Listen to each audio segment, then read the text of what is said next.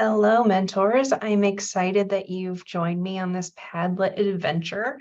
If you are not familiar with Padlet, I'm going to briefly go over it. It's a very fun website and tool that you can use. It is free, so if you're interested in it and you've never used it, you can have 3 of your own Padlets for free. It can be a neat tool to use for brainstorming and lots of other things, but it can feel a little overwhelming if you've never used it before, so I'm going to briefly talk about it.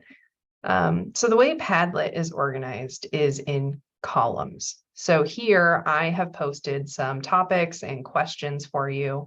And if you want to add to them or read what other people have said, it will go downward in a column. And I'll show you what that means after I make a post. You can scroll over and see there's lots of different topics and questions and discussions. Please feel free to jump in and post as much as you want. You can post multiple things in each section. And refer back to the guide I sent in the email if you are doing this for some contacts. So to make a post, first, I'd like everybody to do an introduction. And there's a couple of reasons for this. One is that you don't have to have an account. You can post anonymously. And that can get very confusing and hard to track. Even if you do have a username that is pretty clear on who you are, it's helpful for our students to know more about you if they don't know you already. So briefly introduce yourself. You don't have to give your full name if you don't want to, but tell them a little bit about your academic journey and anything else that you'd like to share, and the college that you're attending, ideally.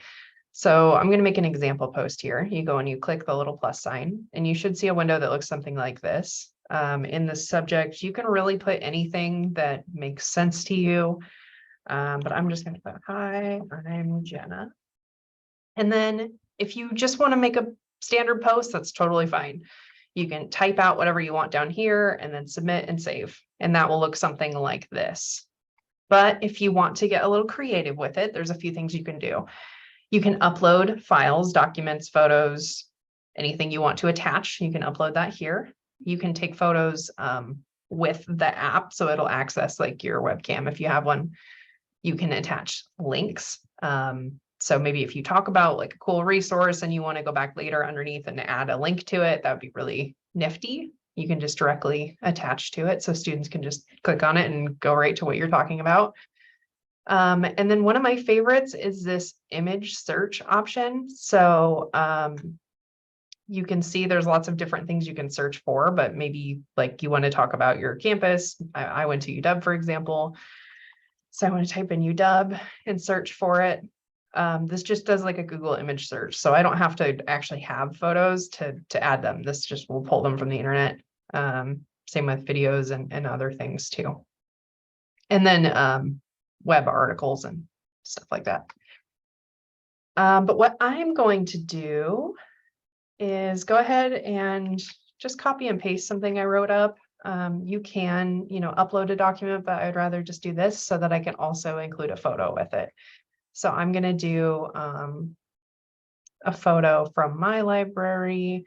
You can see I have pet rats, as is probably clear here. But I'm going to go to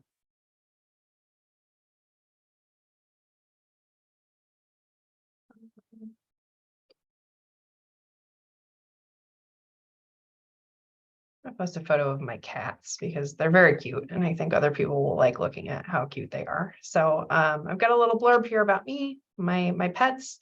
You can change the background here. If you've realized like maybe you clicked on introductions, but you mean to answer like this question, you can change it here and all the different questions and areas that I have, or the columns really is what that's for.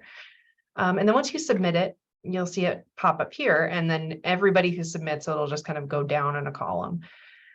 I can see this because I just posted it, but I'm signed in as anonymous, as you can see here. So this does require approval.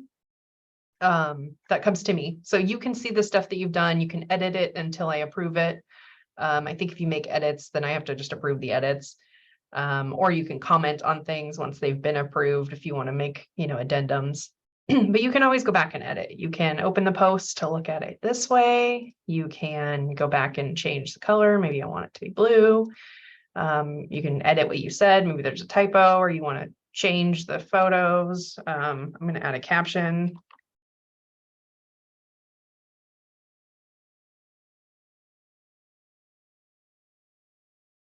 So I can see it pops up there. So have fun with it. Like I said, you don't have to, get super extra, but I think it's fun to kind of steer into it and have a good time. But you can just kind of do a basic post like this as well if you would like, or attach a document. So whatever works for you. If you have questions, let me know. And I am excited to see what you would like to share with our students.